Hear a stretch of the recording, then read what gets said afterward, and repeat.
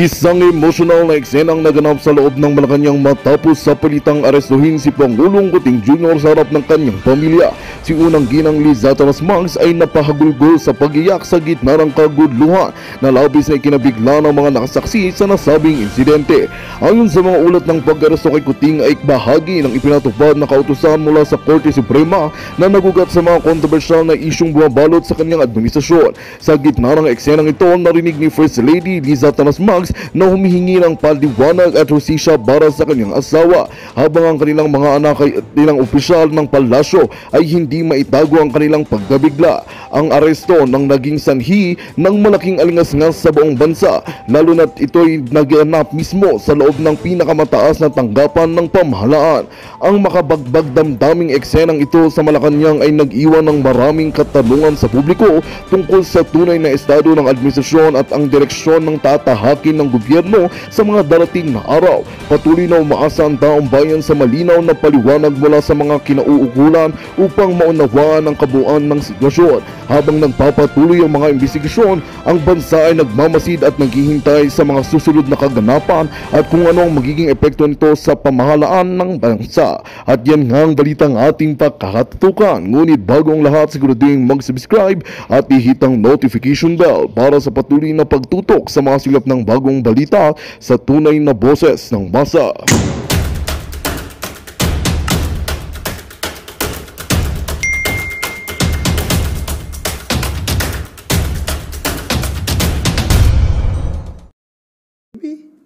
Maybe to be practical about it. Maybe. Because yun nga po, he signed the arrest warrant against Tuloy. Huh? He signed po the arrest warrant against Tuloy, and then also he allowed the PDM. So both counts and Maybe, but I don't have personal knowledge. Ako hanggang deduction, induction, conclusion, yun lang yung sa akin. Personal ko lang. Wala akong personal knowledge talaga. Feelings ko lang. Personal feelings. No personal knowledge. Personal feelings. Babalik ako doon sa bakit kailangan magpalit ng Senate leadership nung kinausap ka, nung mga nagko-convince na dapat magkaroon ng Wala namang sinabing rason. Basta, sama ka sa amin. Sabi ko, sorry, hindi. Yun lang. Tawag, pare, sama ka sa amin. Pasensya ka na pare. Dito lang muna ako. Yun lang mga. Wala. Wala talagang reason na dahil sa style ng leadership, Hindi man kami ganun mag-usapan dito. Ganun. Magtatanong-tanong ka pa. Alam mo naman, you yourself being a senator, kung ano yung reason nila nakikita mo rin naman siguro. Ang reason na yan. So, no need to ask for any reason, any justification. May dinner daw mamaya sa Palace. Are you one of the invited? Pupunta ka na. Invited mo daw lahat ng senador. Hindi ko lang alam. Hindi ko na-date yung asawa ko kahapon. Anniversary namin kahapon. Dahil sa hearing, hindi ko na-date. So, baka i-dinner ko yung misis ko ngayong gabi. Oo. Priority ko na yung misis ko kaysa Malacanang. Ha? punta ka sa Malacanang. Baka sabihin natin kung Malacanang, ginawa mo pang date. Ginawa pang date ito Malacanang, ha? Okay na. Salamat. Ito po ay SALN na version na salamat po, Sen. Jinggoy. Yung June 30, 2022 SALN nyo, pinadala ng inyong council. Meron din po akong July 1, 2022, isang araw lang ang pagitan, padala naman ninyo, Mayor. And then of course, meron akong kopya dito. Meron kaming kopya nung SALN as of 2023, June 30, 2023, bilang bahagi ng inyong compliance. So kapansin-pansin po, yung SALN ng June 30, 2022 ay may nakalistang 1, 2, 3, 4, 5, 6, 7, 8, 9, 10 na mga real properties covered by mga TCT. O, bawat isa nito covered by TCT. 3, 6, 7, 8, 9, 10, kung di ako nagkakamali. Pero yung SALN nyo na July 1, 2022, isang araw lang ang pagitan, 3 na lang ang nililistan yung real properties, all covered by TCT. So, ano pong nangyari sa pagitan ng June 30, 2022 at July 1, 2022? Kasi June 30, meron kayong dinisclose na 10 real properties bilang assets, pero biglang kinabukasan, 3 na lang. Ano na nangyari dun sa 7? Your Honor, first time po, hindi po ako marunong. Kaya nag-file na lang po kami ng amendment po doon sa SALN po. Anong hindi nyo alam dun sa 7 real properties na dinisclose nyo nung June 30 SALN pero hindi nyo na dinisclose noong June 30? Oh. June 30. Ito po yung June 30. Your Honor, one moment po ha.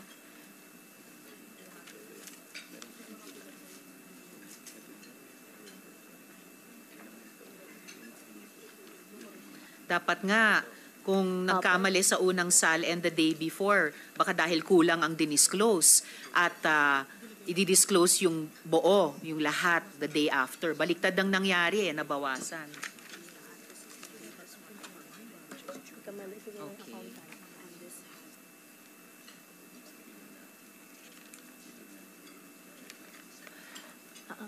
Your Honor, doon sa SALN po na inamend po ng accountant po, ito double check ko po ulit.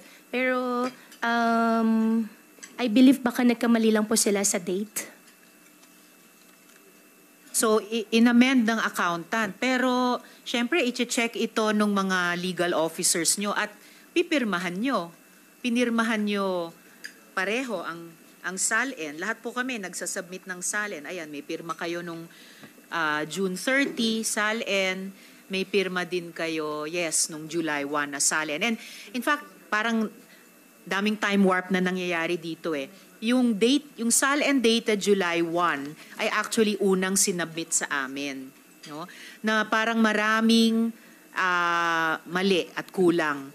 Yung later na nasubmit sa amin ay yung June 30 na SALN na mas maraming impormasyon. Opo, Your Honor. Ito double check ko po ito.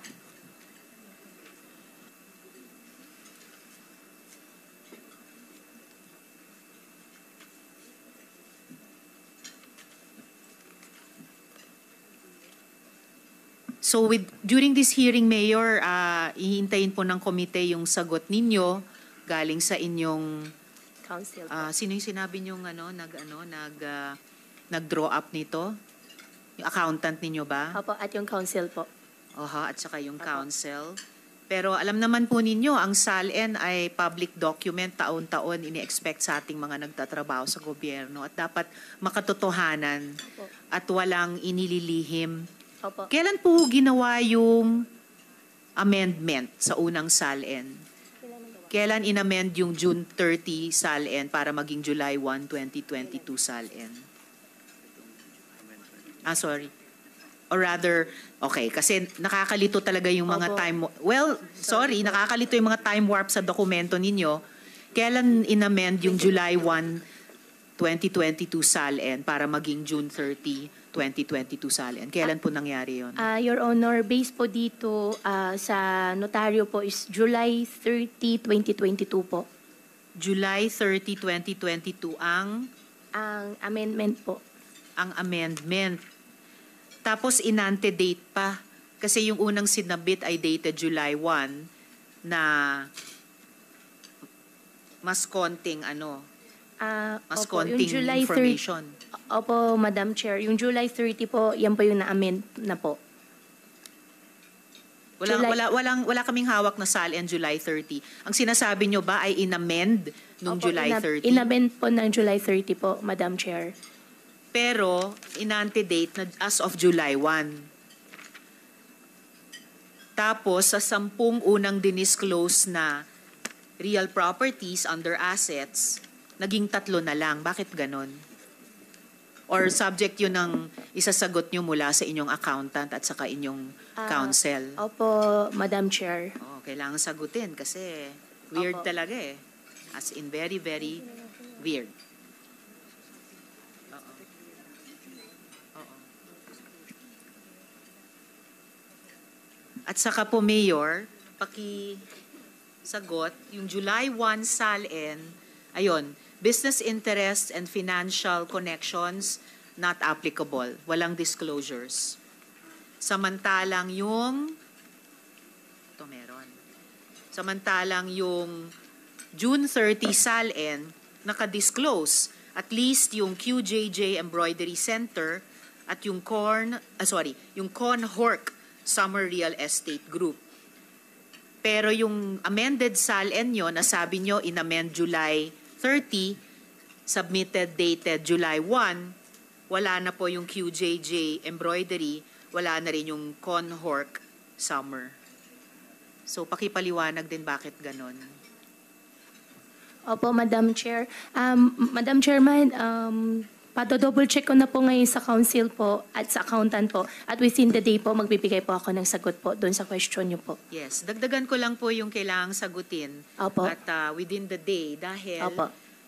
inihambing din namin yung SALNs ninyo nung Opo. 2022 at yung SALN ninyo dated naman 2023. Specifically, June 30, 2023. Teka, excuse me. This is also 2022.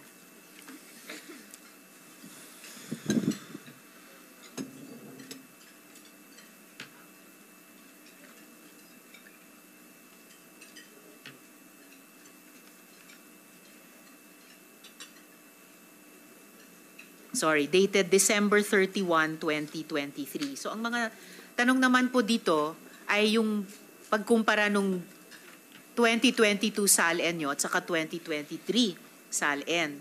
So mula, okay, sorry ha, nakakalito kasi iba-ibang dokumento, iba-ibang petsa pa. So yung tanong pa sa 2022 SALN nyo, dahil sa amended, yung QJJ Embroidery na lang at yung Conhorc Real Estate Group na lang ang dinisclose. So ang tanong ay, nasaan na napunta yung smelting, yung Q-Seeds, yung slaughterhouse? Kayo ba ay nag-divest? Hindi kayo nag-divest? Your Honor, yung smelting plant po, supposedly, ano po siya smelting po ng mga plastics po. However po, pagkakatanda ko, hindi po natuloy po yung negosyo po na yun. Pero dineclare nyo, dinisclose nyo sa July 1, yung unang SALN nyo ng 2022. Nakalista yung smelting doon. Opo, pero double check ko po, Madam Chairman, pero wala pong ganun po na tuloy po na negosyo. Okay, pero nandito yan ha. Opo, ito double check ko po ngayon po. And, ko alam sandali po. Okay. So, ihambing natin yung 2022 SALNs ninyo at yung 2023 dahil mula 2022 hanggang 2023, tumalon yung net worth ninyo mula 36 million pesos sa halos 178 million pesos. At may utang ka pang 250 million pesos dyan? Totoo po ba yung utang na yan sa bank? Your Honor, opo, doon sa previous po, doon sa unang SALN ko po, na-declare ko na po yung utang ko po sa bangko. At magkano yung utang na yon sa bangko? Nung time po na dineclare ko po, nasa almost 200 plus 250, ganun po. 250 million. Opo, ngayon po nabawasan na po siya unti-unti. So, totoo ba yung utang na yan sa bank? Opo, totoo po yan. Paanong lumaki ng 140 million yung net worth nyo in 6 years? At least yung declared. Paano po lumaki? Your Honor, nag-start po ako mag-work po 14. Through the years po, At nagkaroon po ako ng loan po sa bangko. At until now po, yung utang ko po sa bangko, hindi ko pa po siya fully nabayaran. Meron pa akong utang na outstanding po na almost 200 pa rin po. Of course, hindi naman natin tinitignan yung growth ng net worth nyo since you were 14. Ito lang sa pagitan ng 6 na taon, no? Paano lumaki ng 140 million? Pwede bang matanong saang bangko yung utang nyo? Security Bank po. Security Bank.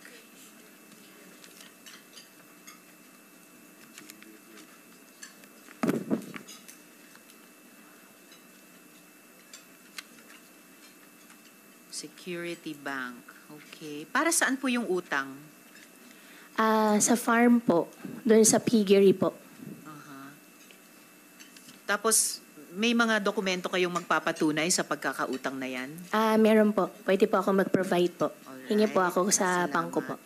And kaya ako po itinatanong ang mga detalyeng ito dahil yung SALN dapat truthful statement ng net worth nyo bilang public official. Opo. No? So, kung spurious ito, you have assets of almost 300 million pesos, Mayor. Para sa akin po, hindi yan Opo. simpleng tao lamang. Opo. Backtrack ako sa, sabi nyo kasi, hindi sa inyo yung McLaren na 620R. May photo kami dyan. Yes po, Your Honor. Hindi po siya sa akin. Oo, pero yung ipapakita ko pong photo, yung nakapangalan kayo doon na bilang may-ari ng McLaren. Yung isa pa. Opo. Wala pong dokumento po na magpapatunay po na ako po yung may-ari po, Your Honor. Kasi mayroon pong car show po sa Tarlac that Yun. time. Opo. Wala pong dokumento po. Hiniram ko lang po siya. Nakalagay kasi dito, the McLaren 620R sports car owned by Bamban Mayor Alice Leal Guo. December 11 po yan sa Concepcion, Tarlac. Opo, car show po yun sa Concepcion po. At since nasa probinsya po kami, gusto lang po namin mapasaya po yung mga kababayan po namin. Kanino po yung McLaren? Kay Sir Roy po. Roy?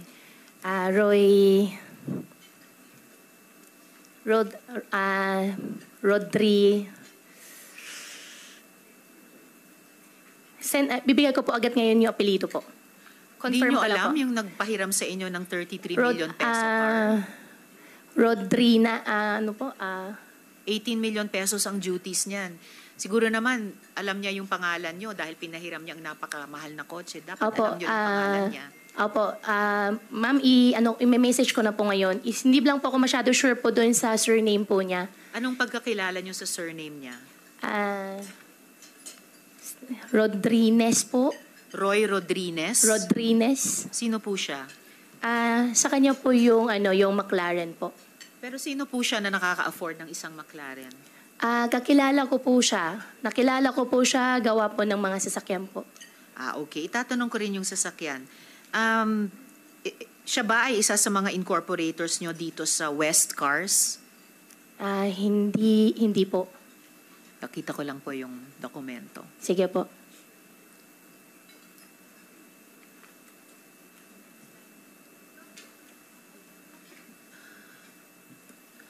Okay. Ang nakalagay po ditong incorporators sa West Cars, Yan Patrick Samson, kayo, Alice L. Guo, Jerome Samson, Jacqueline Samson, pare-parehong middle initial D sa naunang Samson, so baka magkakapatid dito, at Carlo Flores. Wala pong Roy Rodriguez. Ano po siya sa West Cars? Hindi po siya connected po sa West Cars po. Madam Chair, i-confirm ko lang po yung surname po. Ipaprovide ko po ngayon agad po. Alright. At kaya ko po ito itinatanong, Mayor, no? Itong McLaren, nakita rin po sa isang parking lot sa isang condominium sa Pasig City. Chinek natin yung conduction sticker na malinaw na nakadikit sa sasakyan. May 13 po yun. Ayan.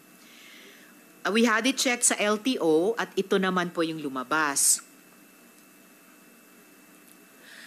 Hindi po yata McLaren ang nakarehistro. Isang hamak na Dongfeng utility vehicle. So another mystery. Ako rin Opo. But wait, there's more. Nung sumunod na araw, wala na po yung conduction sticker. May nagtanggal. May nagtanggal. Bakit naman po ganyan yung mga kaibigan nyo, Mayor? O ayan o, wala na yung sticker. Your Honor, hiniram ko lang po siya para po dun sa car show. In fact, makikita at malalaman nyo rin po dun sa mga tao nakakita, dumating po siya nakatow. Kasi hindi, eto na po, Padiernos. Roy Padiernos. Opo, Roy Padiernos Sino po. po si Roy Padiernos? Siya po yung may-ari po ng sasakyan. Ano po siya? Kilala po, car dealer po. Car dealer. Opo. Pero car dealer ba siya sa West Cars? Hindi po, Your Honor. Alright. So, isang misteryo to, no? Tulad ng mga disappearing real assets sa SALN, ito naman disappearing conduction sticker. And by the way, ganong kalaki po yung West Cars, Mayor? Yung West Cars po, yan po ay isang showroom lang po ng mga sasakyan po. Pero ano yung value nung negosyo niya at yung mga sasakyang dinidisplay sa showroom? Magkano yung kabuang halaga ng West Cars? Yung showroom po, buy and sell po siya. So, nagpapadisplay po yung mga tao po. Kung gusto po ibenta yung sasakyan, doon po dinidisplay po. So, magkano po yung kabuang halaga ng negosyo ng West Cars? Your Honor, hindi po ako sigurado, sure po doon sa eksakto, pero buy and sell po siya ng mga second hand po na sasakyan po yung West Cars. Malaking negosyo siya or maliit? Considering po, gitna po siguro po, Your Honor, kasi Magandang balita ang hatid namin sa inyo ngayong araw. Sa pagtatapos ng aming balitaan, nagbigay kami ng mga mahalagang impormasyon. Maraming salamat sa pagtutok at pagsuporta sa aming programa. Huwag kalimutang manatili sa mga susunod na araw para sa mga bagong balita at mga kwento na dapat nating abangan. Mula sa Boses ng Masa, magandang araw, Pilipinas!